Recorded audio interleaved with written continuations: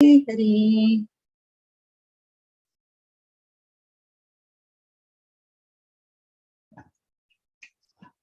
Okay, kids, we can get started.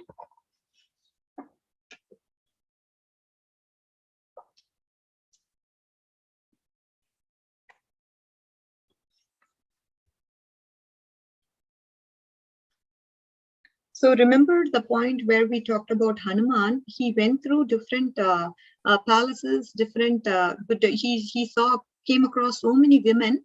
And at one point he was contemplating if it was a sinful act. And then he said, yeah, I'm doing this for the mission of my Lord. I'm doing this to find Sita Mata and go and report this to Lord Ram. So this is not sinful. I'm definitely following the regulative principles. So I'm not committing a sinful act. So Hanuman, of course, had to gaze upon the ladies. As brahmacharis, we saw Lakshman. He doesn't even look at Sita Mata above her foot, right? That is how much reverence and respect he has for Sita Mata or any other women for that matter. So the brahmacharis used to have such kind of vows. And that is why Hanuman was questioning himself if he was actually doing the right thing. And then we saw that all these people in the palace of Ravana, they were all completely intoxicated. They were not kind of in a position where they were actually living a good life. It was definitely not a good life, meaning they were completely taken back by illusion and sense gratification. So this is what they were going through, and because that environment is like that, and they just succumb to the environment. So if you are with a set of friends who are not Krishna conscious, you'll also become not Krishna conscious, isn't it? So this is that kind of environment where people are not at all in God consciousness. So that is why if they are not in God consciousness, they'll be in I and me consciousness. Meaning they'll think about themselves. How can I enjoy? How can I fulfill the dreams? How can I do that? How can I do this? All this will come upon them. This is what was going on in the palace of Ravana. And then what happened? Some of the ladies, we saw so many things from last time, isn't it? And then the main thing,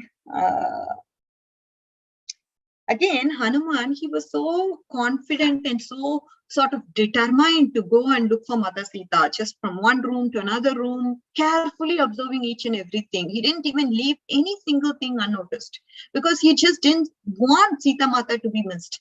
Somehow he wanted to have that as his determination.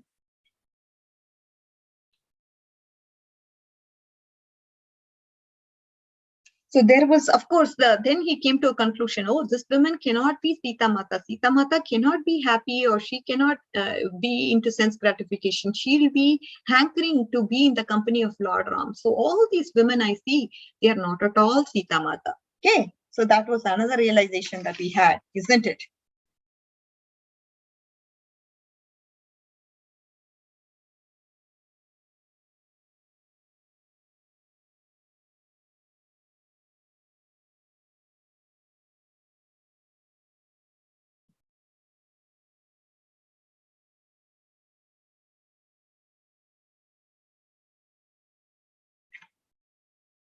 So, and again, we saw the Rakshasa Brahmanas, they were chanting the hymns for the protection of Ravana. And do we have Shiva? Yes, Shiva asked this question, how can the Brahmanas chant such kind of Vedic hymns? They are with this demoniac mentality. That is why they were trying to protect, for the protection of Ravana, they were actually chanting the Vedic hymns. So, the Rakshasa Brahmanas. So they are not like the usual Brahmanas who actually glorify the Lord, right?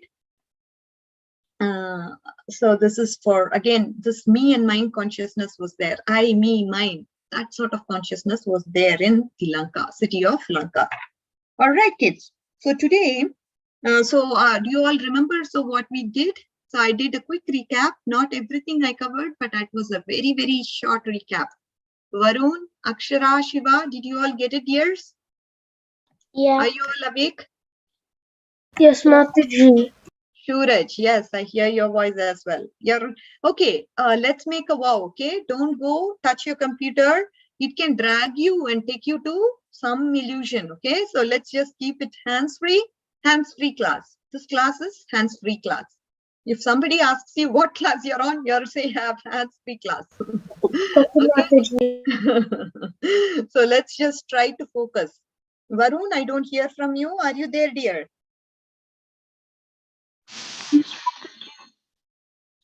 Are you there? I couldn't hear you now also. Okay, but your voice is not very audible. Okay, for question and answers, we will be doing it every 10 minutes or so that you're all engaged. Okay, so let me start with the first section now. Now, we are going to see, under the influence of lust, numerous daughters of kings, brahmanas, daityas, gandharvas have become the wives of Ravana. Ravana had kidnapped some of them after defeating their relatives, but all had accepted him willingly under infatuation of desire. None were low-born. They were not cruel, ugly, none were low-born, ugly, crude, or stupid, and none were neglected by Ravana, the lord of Lanka. So these people, they all belong to an elevated family.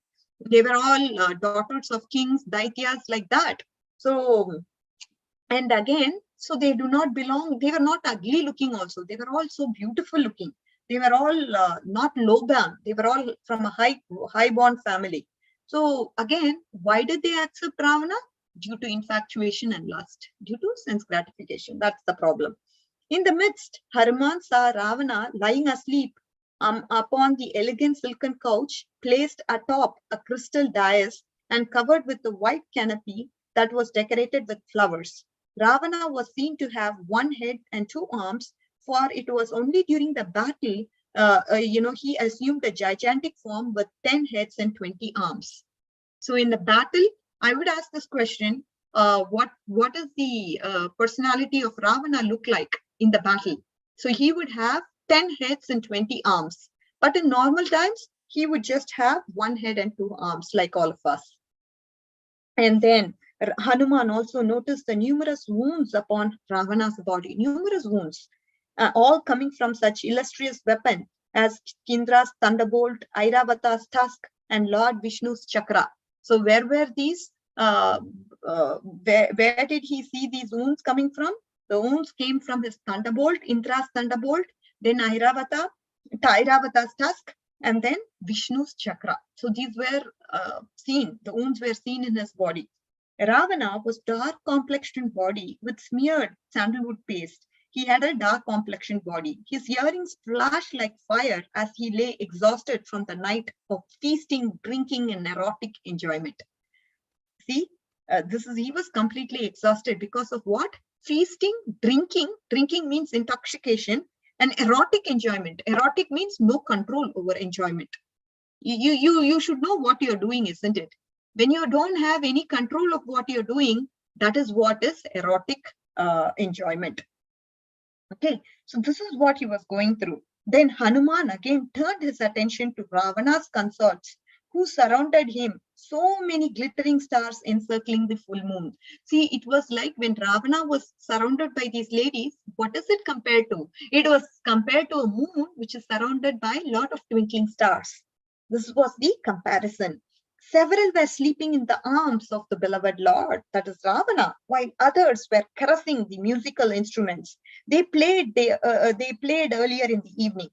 So like lotus clinging to the floating tree, branched in mid-stem, one slender-waisted beauty embraced her veena. Another held a drum in her lap, as if it were her infant child. Another hugged the lover as if he had returned after long absence. So each one was performing one activity to kind of fulfill the Lord, and that Lord is none other than Ravana. Someone was playing a musical instrument, veena, another was playing the drums, another was hugging the lover as if he has come after a long time, like that. And they were like compared to a moon which is surrounded by twinkling stars. Can you all imagine that? This is where imagination has to kick in. Okay, lying a bit apart from the rest of the women on a lavishly decorated couch was a fair complexioned Mandodari. And this is Ravana's favorite queen. When Hanuman saw this young, beautiful, dignified lady, he thought this must be Sita Mata. Feeling overjoyed at his discovery, Hanuman rejoiced a monkey, rejoiced like a monkey, slapping his arms like this, jumping for joy, and then kissing his tail. He had his tail, isn't it? He was kissing his tail, and then climbing up and down the palace pillars. So he was so excited. He found Sita Mata. She's fair complexioned, and probably he thought that is Mother Sita. However, after moments consideration, Hanuman concluded, this is not Mother Sita. It must be somebody else. Sita wouldn't be able to eat or sleep in separation from Lord Ram. Can Sita Mata eat or sleep without Ram? No, right? And this cannot be Sita Mata. How can she be Sita Mata? No way. Nor would she decorate herself nicely like this and accept the association of another maid. She's accepting the association of Ravana. Nicely, she's dressed up. It looks like she's not at all lamenting for Lord Ram. How can she be Mother Sita? No way, not at all possible. Indeed, in comparison to Lord Ram, what are the demigods? What to speak of this wretched Ravana? Even demigods are not comparable to Lord Ram. What to speak of this guy, Rakshasa, who's Ravana? No, not at all. We cannot compare Sita Mata to be with him. Thereafter, Hanuman continued his search, wandering from one room to another room throughout the rest of Ravana's palace. He saw thousands of moon-faced women sleeping amidst the vessels containing large quantities of meat and wine, along with drinking glasses that were scattered about. Hanuman had to observe all these women very closely while searching for Mother Sita, and thus began to have misgivings. Now he's going to have, that's what we said, right? Hanuman thought to himself, perhaps I violated the religious principles. But then he was thinking about what would be his destination, because he is violating the regulative principles of seeing people in such a state. Some people were there not at all, they were so skinny, they were not having so dress also in them. So when looking at such women, he felt like, am I committing a sin by looking at these people? This is not at all befitting of a brahmachari. Am I doing the sin or what? And then however, he took into consideration the motive or the intent of why he was doing what he was doing. And then I remain pure in my mind, and for my motive is to only find Mother Sita. He doesn't get any kind of lust by seeing this woman. So he was not at all lusty because he is a pure devotee of the Lord. And these things did not affect him or bother him because his intention was to focus on Mother Sita. I'm only doing this for Mother Sita. I mean, I'm doing this as a service for Lord Ram. Therefore, I'm looking upon others' wife cannot be sinful. So that is how he concluded why he did what he did. When Hanuman has completed his search for Ravana's palace without finding the trace of Sita, he concluded that she must be no longer alive. Because he saw so many places, he was not able to see Mother Sita, isn't it? And then he now concluded. What does he conclude?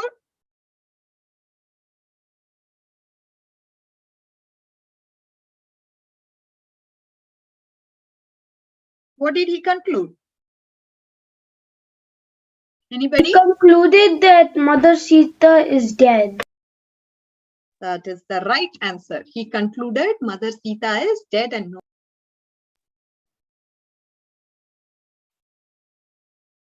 Okay, and now after that, what happened? Suraj, you're doing a good job listening, dear. Wonderful. Hanuman became saddened at heart. He wondered what he would tell the other monkeys who were anxiously awaiting for his return.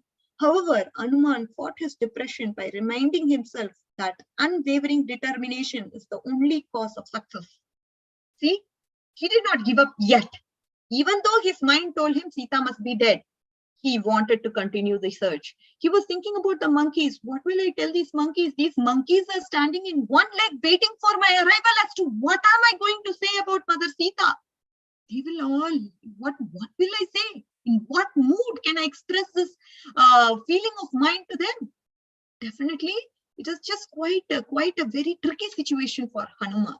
And then what his intelligence, his purified intelligence, what did it say? The spiritual intelligence said, you should not give up your search. You should fight and determined. You should search for Mother Sita in an unswavering way. You should not give it up with an unwavering determination. You have to find Mother Sita.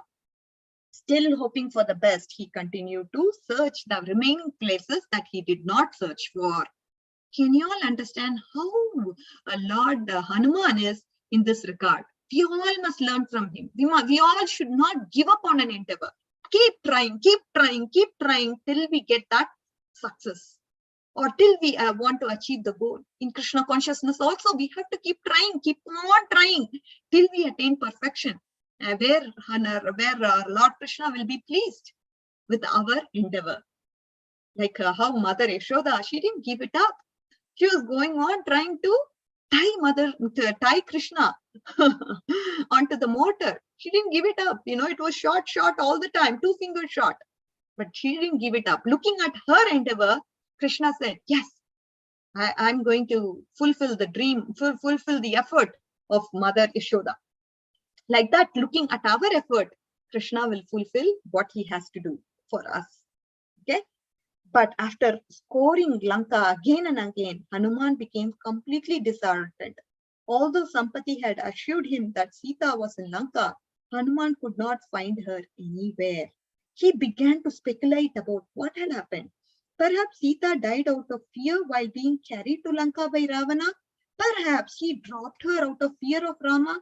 Sita might have wriggled free and fallen into the ocean, or Ravana would have devoured her and when she refused to become her consort.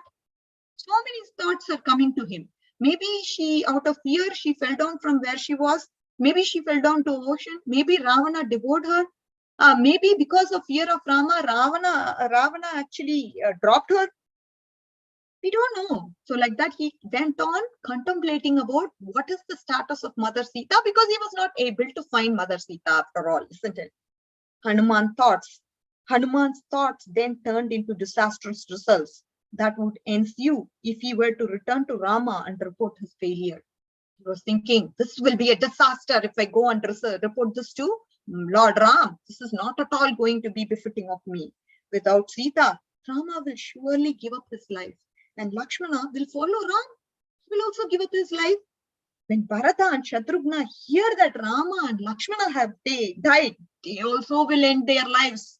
Such a pathetic scene here. With 4 sons gone, the 3 mothers will certainly wither away and die. The 3 mothers, they will also die because of that, isn't it? Because of one, see now Sita is not there, Rama will die. When Rama is not there, Lakshman will follow. When both Rama and Lakshmana are not there, Shatrughna and Bharata will take away their lives. And when the sons are not there anymore, the mothers will also give up their lives. Such a pathetic scenario these people are all going through. Because of their failure, Sugriva, Angada and other monkeys have to give up their life out of shame. Because I'm not successful in my endeavor, others who are there also must give up their lives because out of shame they have to give up their lives. Therefore, I must not return to Kishkinta. Never, never. Either I will commit suicide here or live out the rest of my life as a recluse. I cannot go to Kishkinta and report the sad news. No way. I cannot see that disaster that is in place. I cannot do it with my heart. This is not possible of me.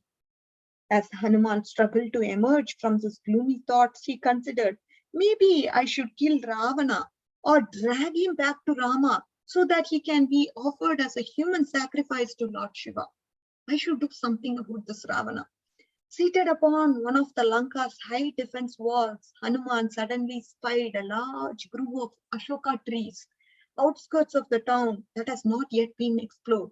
Suddenly, he is able to see these large Ashoka trees that he did not explore, meaning he did not look into it yet. Hanuman resolved to continue the search. Yes, continuing his search. He first offered his obeisances to Ram, Lakshman, and principal demigods. Then he leapt from that defensive wall into the Ashoka grove. Hanuman roamed about within the grove for some time and then climbed a tall tree to gain a better view. So now is the time. He did not give it up and he climbed from this place, this defensive wall, to where the Ashoka trees were. And then he wanted to stay at a place where he could get a better view. Okay, from the tree top, Hanuman could see a mountain stream cascading down into the nearby lotus pond. Surrounded by flowering trees, the idyllic garden seemed the perfect place for Mother Sita. Hanuman decided to remain stationed at treetop in the hope Sita would come there to take her morning bath and perform her devotional duties. So he remained in the treetop, thinking somehow she will come and perform devotional service here. So I will wait for Mother Sita here, like that, on the treetop, near the lotus pond.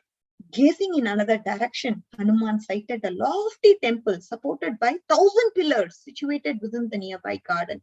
In front of the temple sat a woman dressed in a single dirty, worn-out, fine yellow cloth. She appeared emaciated from fasting because of her anguish. She sighed heavily again and again. Though her What time was the class, Mataji? Who's this? Govinda? Govinda, what time is the class? Yeah. What do you mean, what time is the class? Yes, I was thinking it was 12:30. No, dear, it is half an hour back. Oh. Started. Okay.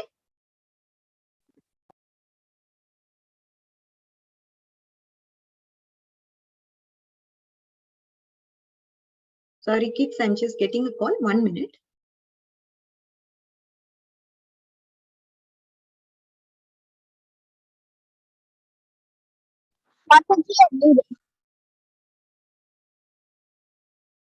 Yeah, so what had happened? Now he's seeing this lady. Okay, this is the characteristics of a lady who what all he's seeing? He's seeing this lady. She's dressed in an yellow, worn-out fine cloth. She appeared emaciated from fasting. Emaciated means thin, very weak. And then because of her anguish, she sighed heavily again and again. Although her face was wet with tears, displaying her anxiety and exhaustion, she nonetheless shone with divine radiance. That was that divine glow in her face also. Looking like a smoke covered with fire, she was surrounded by many Rakshasi women. Hanuman recognized her to be the woman he saw earlier being carried by Ravana. Likewise, he detected the ornament she wore matched the description of those that were given by Lord Ram. Lord Ram happened to give her some, give Hanuman some hints about the ornaments Mother Sita Mata were wearing. And by looking at her ornaments, Hanuman was able to conclude that this description of Lord Ram matched with what Sita Mata was actually wearing in terms of ornaments. Hanuman gazed at the woman's full moon face, her graceful eyebrows, her full breasts, her bright red lips, her slender waist, her lotus petals, her delicate limbs, concluded that she must be Mother Sita. Although as lovely as the goddess of love, she sat upon the ground like an aesthetic practicing penance. So she sat upon the ground. Appearing most glorious, she suffered acute anguish and thus appeared like a sacred test misinterpreted, like wealth squandered, like faith scattered, like hope frustrated, like ideals impeded, like intellect corrupted. So she was very, very kind of, how a lamenting lady will be. Like that, she was seen with all these symptoms of a lady who laments, lady who laments terribly because of separation from somebody. Hanuman thought, this is the woman whom Rama loves, for whom he suffers, sometimes feeling pity, sometimes tenderness, sometimes grief. Pity for the dear one whom he failed to protect, tenderness for the woman who is solely dependent on him, and grief at suddenly losing his beloved wife. So now he's able to understand this Ram, he's feeling for her so much. He was lamenting for her because he is separated from his wife, Mother Sita. And this is the lady whom he failed to, he felt as if he failed to protect this lady. He felt the grief and pity for her in his heart. This is the woman I feel. Sita's grace and beauty resemble that of Lord Ram. She is certainly worth the trouble for jumping over Lanka and killing all the Rakshasas. Indeed, if Sita were placed on one side of the scale and sovereignty of the three worlds on the other side, later would not measure even a fraction of worth. It is painful to see she suffers at the hand of Ravana. She's nothing. I mean, it is worth of me to come to Lanka, after after tackling so many demonesses, so many Rakshasis, I'm here finally looking at Mother Sita, and it's worth each and every bit. Whatever I did, it's definitely worth that effort. And compared to Mother Sita, the three worlds, there's nothing in front of Mother Sita. So this is definitely a great thing that I did, and I really feel good about it that I did. It is painful to see how she suffers with it is painful to see how she suffers with Ravana though. Still, I know that because of remaining absorbed in the thoughts of Ram, she cannot perceive her external suffering. Because internally, she is actually able to relate to Lord Ram. She's not feeling this external suffering. External suffering means being physically separated from Lord Ram, but she was continuously absorbed in the meditation of Lord Ram. Because of this internal meditation, she's not able to think about the external suffering. This is the point that the Acharyas are trying to say. Okay, now I want to wake you all up. Let's try to have some refresher here so that we will try to focus on what we have learned so far. Varun, can you give me an example of undetermined? I mean, how he was so determined, how Hanuman was so determined in his act. I can't. Even though Sita was because she wasn't very young, even though he thought Varun, can you wear your headphones? You are not at all audible, dear.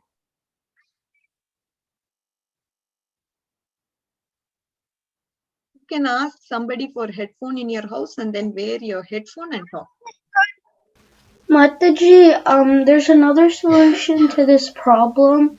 Like, instead of getting him to wear his headphones, you can reduce your volume, because what's happening is he's talking into his computer. At the same time, it comes out of your computer too. And that's why it keeps echoing. Mataji, can you hear me? Now it's audible. Yes. Can you hear me? Yes, yes. Okay, so basically Hanuman was really determined because he thought like Sita was dead, and like he thought like Sita was like not there anymore. Except then he was thinking like, oh, like my friends will be like, so they'll be my friends will be like, they're there, the monkeys are waiting, and then they're gonna think that I did nothing. And then he was so determined to find Sita, and he kept searching, and then when he found Sita, he like kissed his tail and like climbed up trees and like did all of that funny business. No, actually, the kiss the tail part came when he actually saw Mandodari. He thought that it was Mother Sita, and then he said, "This thought lady." That it was Sita, except then it wasn't. Except he was determined because he was thinking, "Oh, my friends will think I like did nothing because clearly he didn't find Sita." So he was determined to keep on looking and searching for Sita. And where did he find Mother Sita? Oh, I don't remember that. Ashoka trees. Why you don't remember? Oh yeah, he found her in the Ashoka tree garden. Okay, so what was the state of Mother Sita in the Ashoka one? Okay, Suraj, go ahead, dear. What was the state of Mother Sita?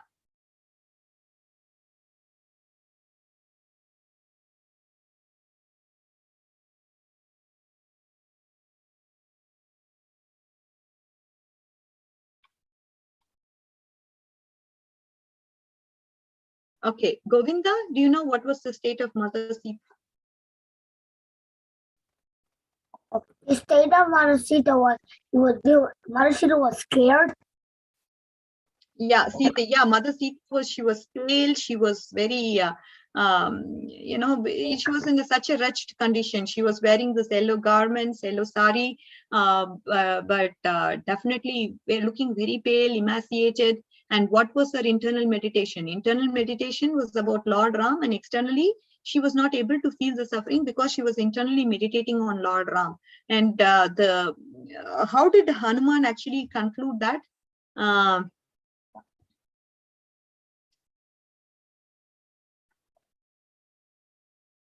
How did Hanuman actually conclude that it was Mother Sita?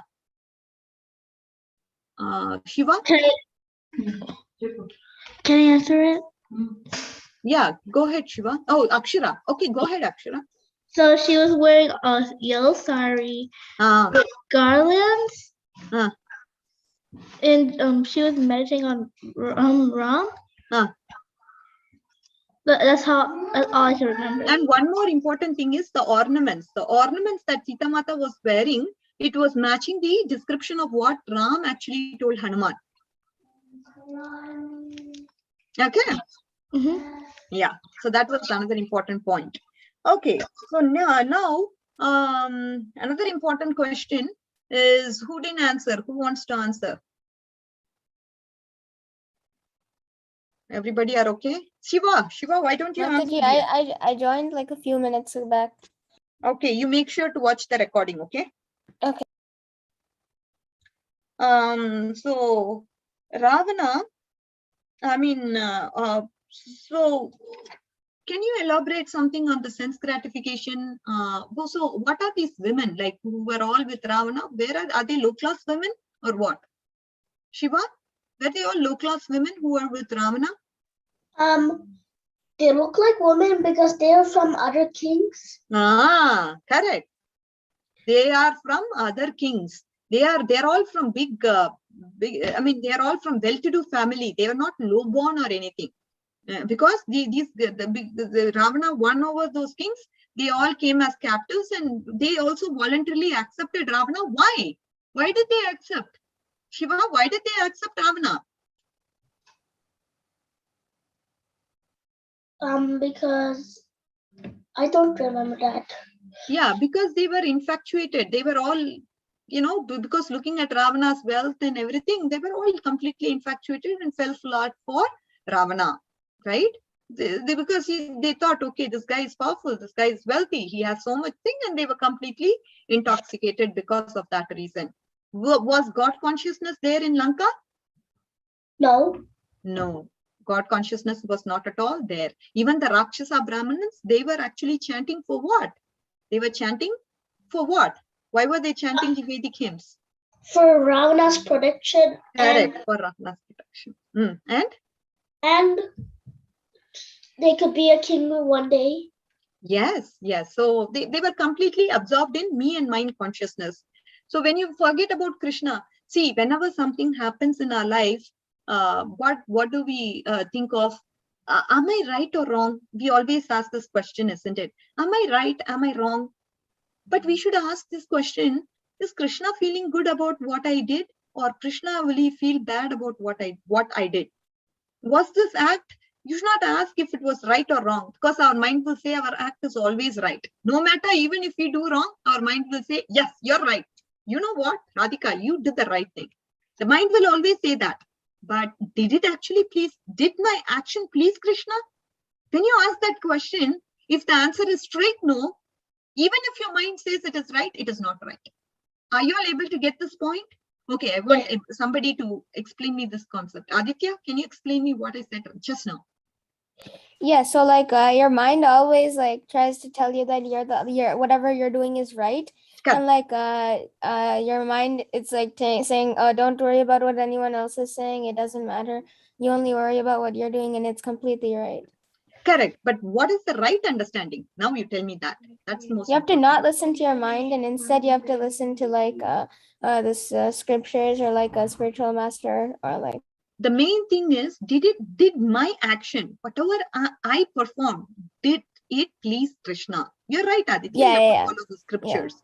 But the point ultimately that you're driving home is, say for example, you are actually a hunter and you kill animals. And this actually, your mind says, yes, you have to do it. You have to survive. You have to eat. But then ultimately, is this action pleasing Krishna? When you ask that question, is that pleasing Krishna? For that, first of all, you must know scriptures. This person who is a hunter, he may not know scriptures. When you ask this question, is this action pleasing Krishna? The answer is no. It is not pleasing Krishna. Krishna doesn't want anybody to harm anybody else. He doesn't want violence to animals. Absolutely not. They're all going through phases of evolution, and that evolution cycle has to continue. And you should not be the cause of disruption to that evolution, right? And you will become hard-hearted by killing those animals. When you eat that, then you become hard-hearted. And where will be Krishna consciousness? Nothing. No way. It's not possible for you to have Krishna consciousness with that mindset. So when we perform an action, we have to ask ourselves this question: is this action pleasing to the Lord or not? Pleasing to Krishna or not? If it is going to create mental disturbance to people, no, that action is not pleasing to Krishna. Even though your mind says it's right, it's not pleasing. Are you able to get the point, kids? Govinda, Akshara, Aditya, Shiva, everybody, Suraj? This is a very important. Yes, Mataji. Yes, Mataji. Okay, I heard yes. Varun, how about you? I don't hear you. Okay, so the point is we need to understand this very, very important concept. Are you clear? So now we are going to move on and see what is in store. Hanuman thought this woman, that's what we saw, that the moon rose to help Hanuman observe Sita and dangerous Rakshasis guarding her. Some of these Rakshasis has only one eye or ear, one of the and only had ears all over the body. See, they had ears all over the body, and another had nose in the middle of the forehead, like that. Or some were bald and some were dwarfs, some were hunchbacks like this. Some had lips that hung into the chins, like this. Lips were hanging from the chins. Some had heads that resembled boars, deers, camels, tigers, or horses. Others had single hand or foot. Other Rakshasis had heads that were sunk into the bodies like kabanda, and most had meat and blood smeared over their bodies. This was the state. Can you all imagine the state of the Rakshasis? Some had what? The tongue was hanging from here. Some had nose on the forehead, and some had ears all over the body, and some had only one eyes and one ear, like that. So they were all having some weird kind of bodily identification. Okay. Hanuman wept tears of joy finding Mother Sita. Yes, I found Mother Sita. Remaining concealed atop the Ashoka tree, he watched her as the night passed away. Ravana was awakened before dawn by singing of the bards who praised his glories. Bards means in the kingdom there will be some people who glorify Ravana. And so he is woken by those people in the early morning. See how his false ego is being nourished. You're the best of all kings. You're the most powerful of all people. You're so-and-so. You're so-and-so. Like that, they start to glorify. That is how they wake up in the dawn, right? And when we see such people, I mean, that's what we as devotees feel, is that our false ego is being nourished. And Ravana's false ego means what? Identifying with you being the king, identifying yourself with the body and mind, right? And this false ego is nourished as a result of this. And that's how he woke up during the day. As he rose, Ravana began to think of Mother Sita, for he was irresistibly drawn towards her. Unable to suppress his sensual longing for Mother Sita, Ravana set out to Ashokavan, accompanied by 100 most beautiful women, carrying golden lamps, chamaras, cushions, water, and other paraphernalia. Still under the influence of previous night's intoxication, Ravana staggered along like this. He was like, not able to steadily walk. He was staggering. And he was kind of he wanted to gratify Mother Sita because his senses were craving for Mother Sita. And that is why as soon as he woke up, he wanted to see Mother Sita and wanted to fulfill his essential craving. So he was accompanied by 100 women, and then he appeared there. When Hanuman saw Ravana approach, he concealed himself behind the cluster of leafy branches. When Sita saw Ravana coming, he covered her body as best as she could. Then, trembling violently, she sat down and wept. How will Mother Sita feel, right? She was craving for the presence of Lord Ram, and now we have Ravana coming to her, and she covered like this. She covered herself completely up, and then she trembled and she shivered, and she kind of was not she wept. What else a poor lady can do when you're in trouble? As Sita sat up the bare ground, she swayed back and forth like a frail boat tossing upon a stormy storm. In a wretched condition, Sita appeared like an understanding that had become dim, hope that had become frustrated, an order flouted, a sacred altar that has been desecrated. See, imagine an altar is there and it's been desecrated means destroyed. Like that she felt. She felt so humiliated. She was like a full moon in an eclipse and an army that had been routed or a stream dried up from the drought. She was like a pond whose lotus has been uprooted, an extinguished flame, or birds fleeing from fright. So it's like lotus that has been uprooted means taken away. And then birds fleeing from fright. Frightening, I mean, when you are being, the birds, when they are frightened, how they will flock, right? That's how she felt. She was so trembling, she was so lamenting, she was so depressed, she was so fearful, she was completely in a position where she was not supposed to be. Okay, that's how Sita Mata felt. Sita's body had become emaciated and her mind depressed from fasting and grief. Ravana came before Sita and began speaking in the hope of seducing her. Seducing means trying to make her come into her control, in his control. Oh, most fair, beautiful lady, why do you cover your shapely body? I mean, why are you covering your body with thin waist? Oh, large-eyed beauty, I am afflicted with love for you. Oh, please give up your shyness. Come on, favor me, my beloved. Fulfill my unbearable longing to have you. It is always been the custom of Rakshasas to carry away and rape the wives of others. Always a custom. I'm used to this. I have so many queens. They have all been captivated and they all are infatuated towards me. Why are you like this? Come on, show up. However, I shall not touch you as long as you voluntarily agree to have me in return. I'm not going to touch you until you want to have me. Like that. Oh, lovely goddess, why are you lying upon this bare ground?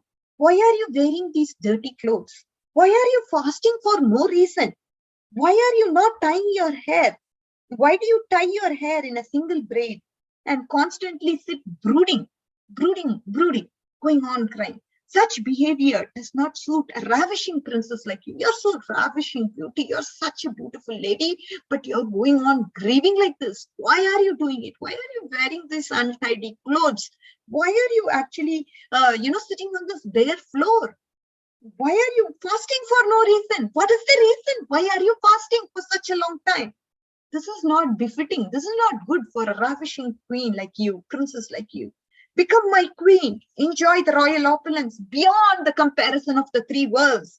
You will have the best of all garlands. You will have the sandalwood paste. You will have perfumes. You will have ornaments. You shall eat the finest foods and drink the most great beverage.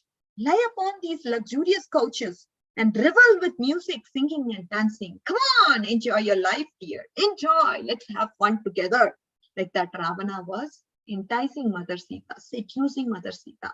Can you imagine this scenario? It's very, very painful situation. And then he says, in 2 minutes, we will probably wrap it up.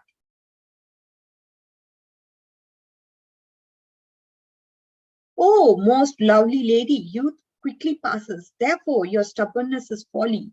You have the loveliest face, fairer than the moon, and your bodily features are perfection of an artistic workmanship. Beyond my beloved, and in return, I shall do anything for your pleasure. You know what? I'll do anything for you in pleasure. Become my beloved, and return, I'm going to do anything for you. If you like, I'll conquer this entire earth and present it as a gift for you to Janaka. You can dare to defy me. Oh, Sita, after seeing you, I have become so enamored.